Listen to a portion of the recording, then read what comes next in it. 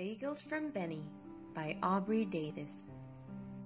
The sun was just waking up when Benny ran downstairs to Grandpa's bakery. He always helped Grandpa before he went to school. He swept the floor, dusted the shelves, he put cookies and cakes on the counter, and he put bagels and buns in the bins. Benny loved to help his grandpa. People bustled in and out of Grandpa's bakery all day long. Some bought bread and some bought cake, some bought apple strudel, but everyone bought bagels. Grandpa baked the best bagels in town. "So crusty outside," Mrs. Silver declared. "So soft inside," added Mr. Gold. "You were loving your bagels," gushed Mrs. Green. "Thank you so much." Grandpa handed me. "Why thank me?" he asked. "And who else should I thank?" laughed Mrs. Green. Just then, the clock struck 8. "We'll be late for work!" cried Mrs. Silver. "Dear me!" gasped Mrs. Gold. "Toodaloo!" sang Mrs. Green, and they scurried out the door. Benny was puzzled. "Why shouldn't Miss Green thank you? You make the bagels." Grandpa lifted Benny onto the counter. "Benny," he asked, "aren't bagels made with flour?" Yes," said Benny. "Doesn't flour come from wheat?" "Yes," Benny nodded. "Where does wheat come from?" From the earth," answered Benny. "And who made the earth?" Benny replied. Grandpa smiled. "Then thank God for the bagels." It was a good idea. Benny closed his eyes. "Thank you, God," he whispered. Then he waited. "Did he hear me, Grandpa?" "You ask difficult questions," Grandpa chuckled. "God always hears you." But Benny wasn't so sure. If God had really heard him, why didn't he answer? At school that day, Benny did no work. He didn't read and he didn't write. At recess, he sat alone in the shade of a tall maple tree. "What's wrong?" asked his teacher. "What's wrong?" asked his friends. "I'm thinking," Benny sighed. "Maybe God didn't answer because I didn't thank him properly. Or maybe there's some other way to thank God for his bagels." He yawned and fell asleep. Early Friday morning, a little sunbeam danced into Benny's bedroom. It jumped onto his pillow and tickled his eyelids until they opened. Benny's eyes sparkled in the sunlight. Suddenly, he had an idea. He leapt out of bed and ran downstairs. That morning, Benny worked very hard in the bakery. "Grandpa," he asked, "would you pay me for my work?" Grandpa raised his eyebrows.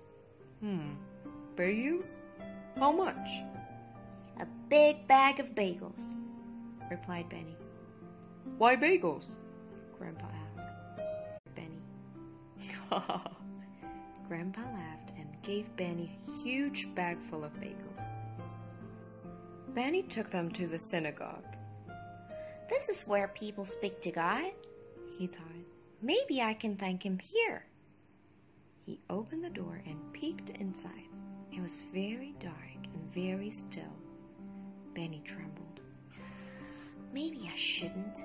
It's not prayer time." But Benny took a deep breath and walked in. He tiptoed past empty wooden benches. He climbed the stairs to a big wooden cupboard. The Holy Ark. His heart pounded. He could barely breathe. "Maybe I shouldn't. Maybe God won't like it." The Torah is inside, and Benny took a deep breath and pulled the doors open. "King of the universe," he whispered, I brought you some bagels. I know you make them, but you never taste them. because Grandpa sells every last one. Benny put the bag in the ark and closed the doors. Thank you for making the best bagels in town, Benny whispered. Then he ran off to school. On Saturday, Benny and Grandpa went to the synagogue. Everyone prayed and sang, but not Benny. He kept his eyes on the doors of the ark. Had God eaten the bagels? He wondered. When the ark was open and the Torah was taken out, Benny looked inside.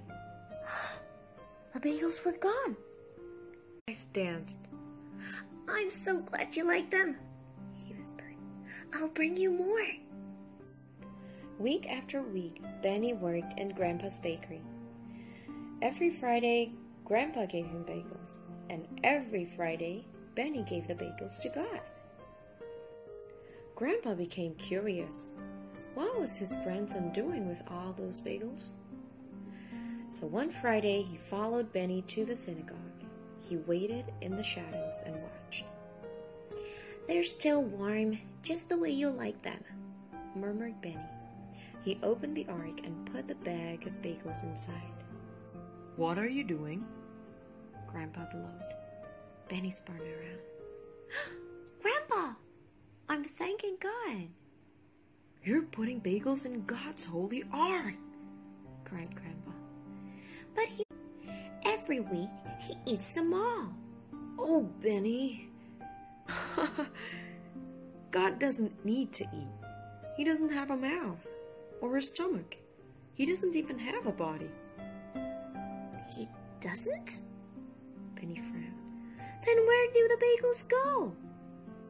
Grandpa looked at the ark. He looked at Benny. He stroked his beard and scratched his head.